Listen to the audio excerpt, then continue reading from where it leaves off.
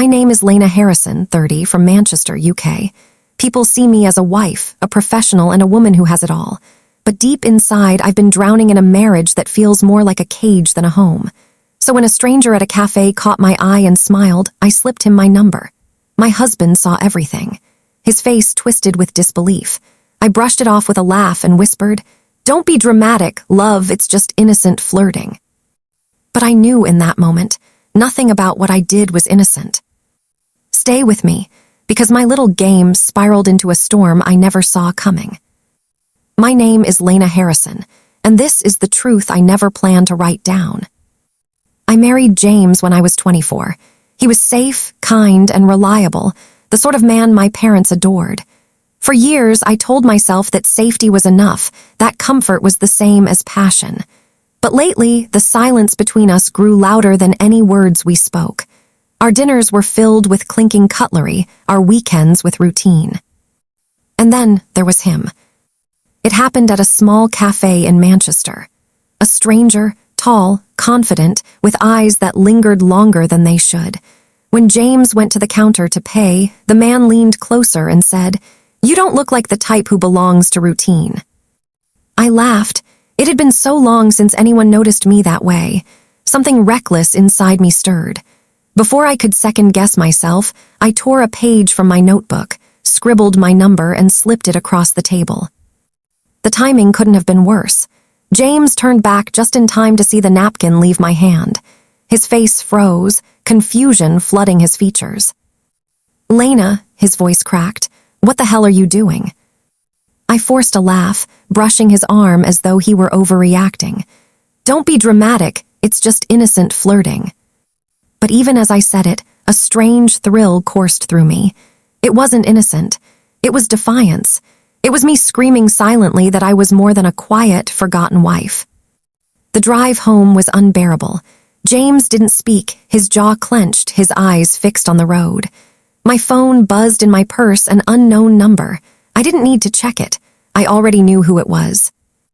That night, James barely looked at me, but I could feel the storm rising in him.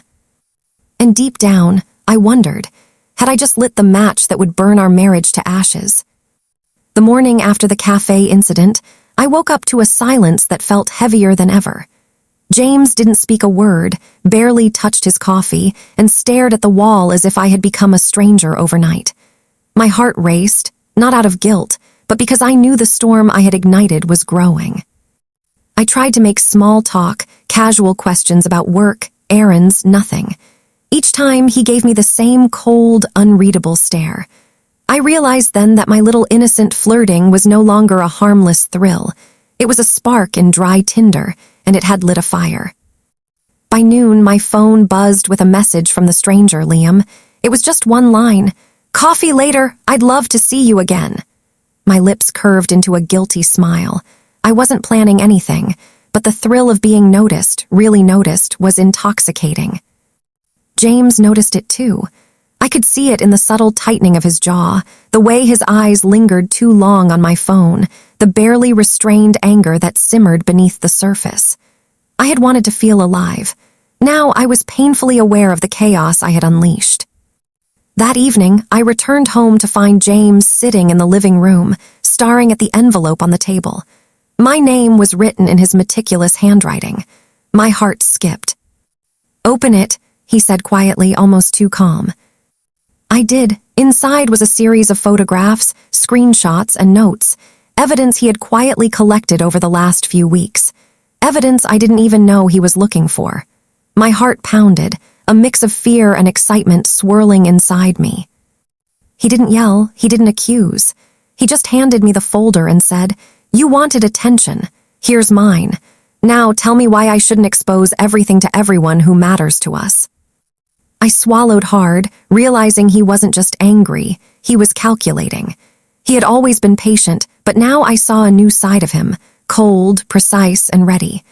The woman I thought was in control, the woman who could play harmless games, was suddenly facing consequences I hadn't imagined. I sat down, letting the folder fall open on my lap. The screenshots of our past messages, small moments of deception I thought were hidden, now laid bare. He had watched, waited, and learned more about me than I ever wanted him to. And yet, a part of me thrilled at the challenge. James had become an opponent I had underestimated. The game had changed. What started as a flirtation had turned into a battle of minds, wills, and secrets. That night, as James slept fitfully beside me, I made a silent promise to myself. This wasn't the end of my story. Not by a long shot. I would play, but on my terms.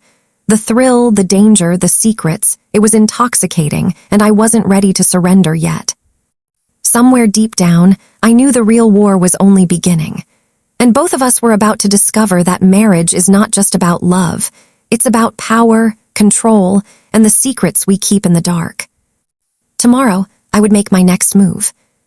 The next morning, I woke with a mixture of dread and exhilaration. James hadn't said a word since last night, and that silence weighed heavier than any argument ever could.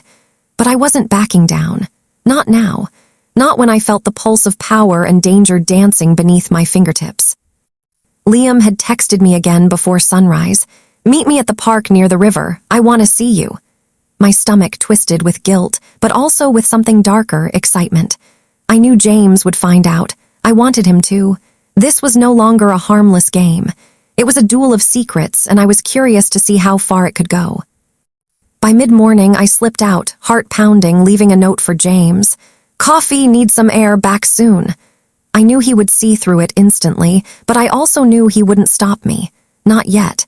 He was waiting, watching, calculating. The park was nearly empty, the autumn leaves crunching under my boots. Liam was there, leaning casually against a lamppost. He smiled when he saw me, unaware that every step I took was being shadowed, every glance tracked. I handed him my coffee and smiled faintly. "Did you think about me all night?" he asked. His voice was soft, intoxicating. I nodded, keeping my face neutral. Yes and no. Yes, because I craved attention. No, because I was already caught in a web I couldn't escape. Meanwhile, James was home, sitting silently in the living room. I knew he had cameras installed in the house weeks ago, hidden, unnoticed. Every move I made, every tiny action was documented. He wasn't just angry, he was preparing. As Liam talked, I felt a thrill that was part fear, part exhilaration. But my mind was already racing, plotting. I could see James' plan forming in my imagination. The quiet patience, the quiet collection of proof. He wouldn't confront me openly. He would wait for the perfect moment to strike. Liam leaned closer. "You're something else, Lena. Dangerous, exciting." I smiled, letting him think he was in control. I wanted him to underestimate me, just as James had done once. The thrill of the flirtation, the secrecy, the risk, it all fed a fire inside me that had been dormant for years. Suddenly my phone buzzed, a single word, "Come home!" It was James. No punctuation, no emotion, just command. My stomach dropped and my pulse quickened. I knew the duel was escalating. I walked Liam to the edge of the park. "I have to go," I whispered. His disappointed look thrilled me. Let him think he has a chance. Let James see that fire. Back home, the door was locked, lights dim. James was waiting, a folder in his hand, his eyes sharper than I had ever seen. "I watched everything," he said, voice low but lethal. "Every message, every glance, and now I know who your friends are, your lies, your games." I swallowed, heart racing. This was it, the first true confrontation. And yet I wasn't scared, not entirely, because deep down I knew the game had changed. Now it wasn't just about flirting or attention. It was about strategy, secrets, and power. James placed the folder on the table. "You think you're in control, Lena, but every move has consequences, and I've been waiting." I sat down, facing him, my mind calculating, plotting. The war had begun. Not with words, not yet with anger, but with secrets, evidence, and strategy. And I knew, without a doubt, that neither of us would walk away unchanged. This was no longer innocent flirting. This was battle, and only one of us would emerge victorious. The house felt heavier than ever. Every corner seemed to hold a secret, every shadow a reminder of the storm between us. James didn't speak much, but I could feel him watching, calculating, patient, ready. And I I was no longer the timid, playful Lena who thought innocent flirting could be harmless. I spent the morning pretending to be calm, folding laundry, sipping tea, scrolling mindlessly through my phone. But inside, my mind raced. Every glance at James reminded me of the folder on the table, the evidence he had collected. Screenshots, messages, small lies, tiny deceptions, all of them cataloged and ready to be used against me. I knew he would wait for the perfect moment to strike. That was James, patient, methodical, precise. And I realized I had to step up my game. If I wanted to survive this psychological battlefield, I had to be smarter, faster, more unpredictable. By noon, Liam texted again. "Lunch, can't wait." I stared at the message, my fingers trembling. Part of me wanted to reply immediately to feel the thrill again, but another part of me, the part that had begun to see James as an opponent, warned me. I crafted a reply carefully, vague, non-committal. I couldn't let Liam think he had me completely. Every word, every hesitation was calculated. I wasn't just playing with Liam anymore. I was setting a trap, just as James had done with me. When James returned from work, the tension between us was palpable. He didn't ask about the messages, didn't mention Liam. Instead, he sat at the kitchen table, calmly flipping through a magazine. But I knew that calm was a mask. Beneath it, he was planning, analyzing, preparing. I decided it was time to test him. I left my phone where he could see it, intentionally opening the message thread with Liam. I poured a cup of tea, sat down, and watched his reaction closely. His eyes flicked to the phone almost immediately. I didn't flinch. I wanted him to see that I wasn't scared, that I could play too. "Lena," he said finally, his voice low, almost dangerous. "You think this is a game, that little flirtations like this don't have consequences." "I know," I whispered, meeting his gaze. "And I also know that you're playing too, James. I can feel it. Every move, every waiting moment, every quiet calculation. You're not angry, you're strategizing." He studied me silently. Then, slowly, he closed the magazine and leaned forward. "Exactly. And now the question is, who will make the first mistake?" The challenge hung in the air, thick, heavy, impossible to ignore. I felt a rush of adrenaline, the same rush I had felt handing Liam my number at the cafe. But this was different. This was war, and I wasn't just playing for attention anymore. Every instinct inside me screamed to retreat, to apologize, to beg for forgiveness. But I didn't. I had tasted the thrill of control, of power, of secrets, and I wasn't going back. The rest of the evening passed in a tense silence. Every move, every word, every glance was a test. I realized then that marriage wasn't about love or comfort. It was about power, patience, and who could manipulate the shadows without being caught. And deep down, I knew one thing with terrifying clarity. Someone was about to lose everything, and I wasn't going to be the one left standing in defeat. The real game had begun. The next morning, I woke with a plan simmering in my mind. James had made one thing perfectly clear. He was patient, methodical, and always 2 steps ahead. But I had learned quickly. Flirtation had turned into a game of power, and now I would play smarter, sharper. I began with subtle moves. I left small hints around the house, half-open notebooks, stray messages on my phone, a casually dropped envelope with a few blurred photos of Liam. I wanted James to notice, to question, to feel the tension that I had been building for days. When he finally glanced at the envelope, I didn't react. I sipped my coffee, pretending ignorance.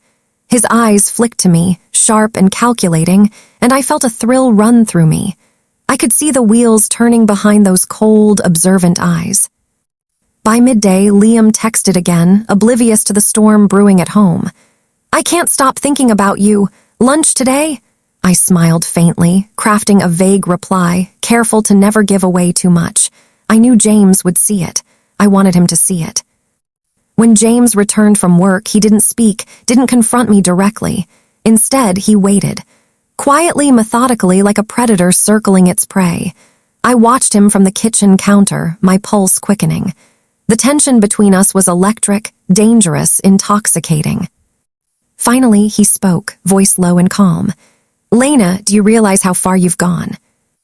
I looked at him, meeting his gaze steadily. Yes, and do you realize how far you've been watching?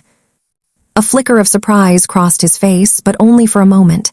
He smiled faintly, a predator's smile. Exactly, that's why I'm patient. That's why I wait. The first mistake will tell me everything.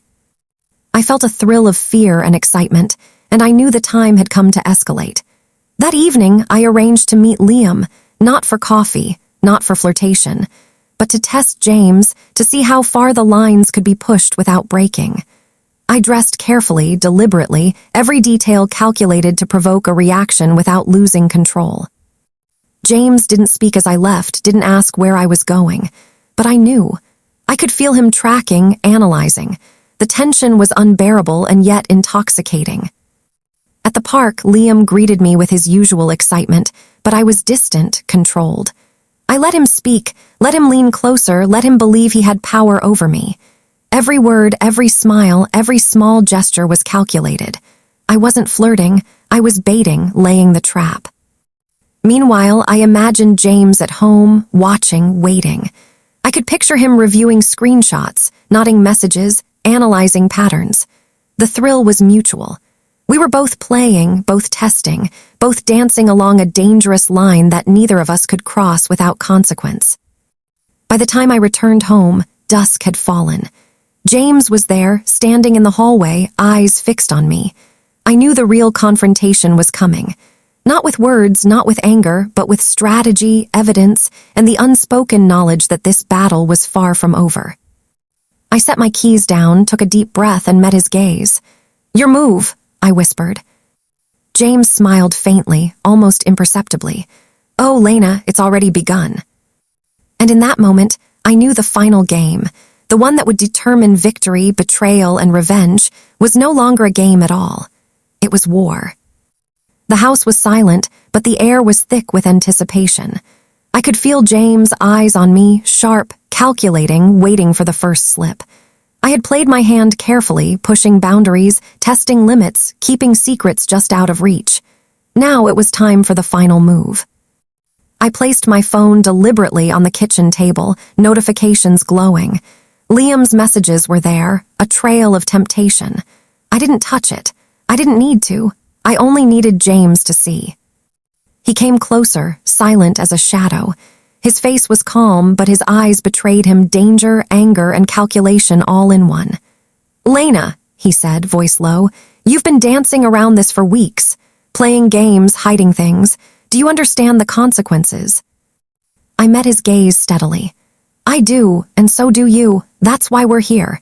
This is the end of pretense, James. The truth comes out tonight, no lies, no half-truths." He studied me silently, then slowly opened the folder I had placed on the table weeks ago, the one full of screenshots, notes, and carefully hidden evidence. He flipped through it, his eyes narrowing.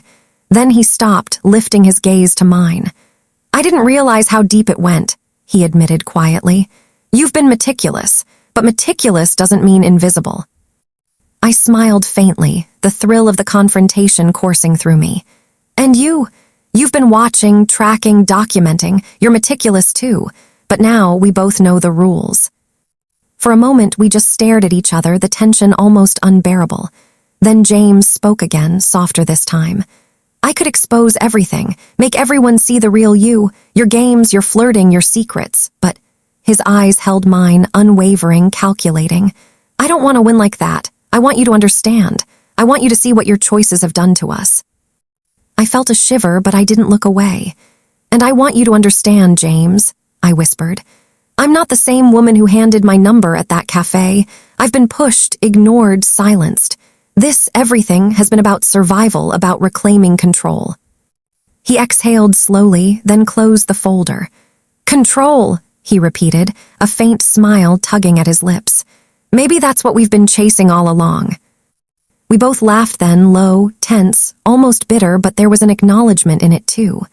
We had played our hands, tested each other, walked the dangerous edge of betrayal and desire. And in that laughter, something shifted, a fragile understanding that while the storm had tested us, it had also exposed our truths. I stepped closer, carefully watching his reaction. "So what now?" I asked quietly.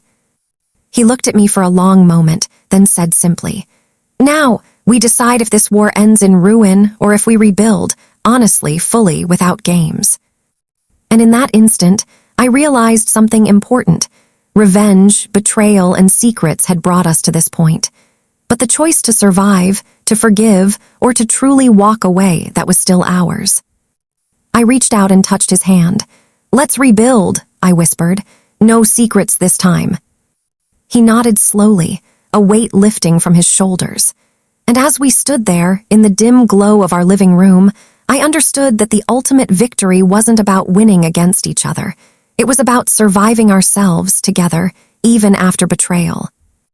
The storm had passed, but we would never forget it.